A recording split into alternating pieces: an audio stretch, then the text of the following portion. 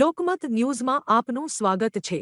ડભોઈના વાયદપુરા ગામે પ્રાથમિક શાળા તેમજ નર્મદા વસાહત પ્રાથમિક શાળામાં હોળી અને ધૂળેટી પર્વ નિમિત્તે સેવાયજ્ઞનું આયોજન કરવામાં આવ્યું। દાતા અને શ્રોફના જન્મદિવસ નિમિત્તે સેવા પરમો ધર્મના સૂત્ર સાથે ભરતભાઈ શાહ દ્વારા વિદ્યાર્થીઓને વિનામૂલ્યે ટી-શર્ટ અને ચપ્પલનું વિતરણ કરવામાં આવ્યું। આ સાથે પ્રવીણભાઈ જેસલપુરા દ્વારા બાળકોને સ્ટેશનરી આપવામાં આવી અને આંગણવાડીના બાળકોને પણ ચપ્પલ આપવામાં આવી। શાળાના નિવૃત્ત આચાર્ય નરેન્દ્રભાઈના માર્ગદર્શન હેઠળ તિથિ ભોજનનું આયોજન પણ કરવામાં આવ્યું। બાળકોને અભ્યાસ માટે જરૂરી તમામ વસ્તુઓ મળી રહે તે હેતુથી આ સેવાકાર્ય યોજાયું, જેમાં બંને શાળાના વિદ્યાર્થીઓ મોટી સંખ્યામાં હાજર રહી આનંદ વ્યક્ત કર્યો।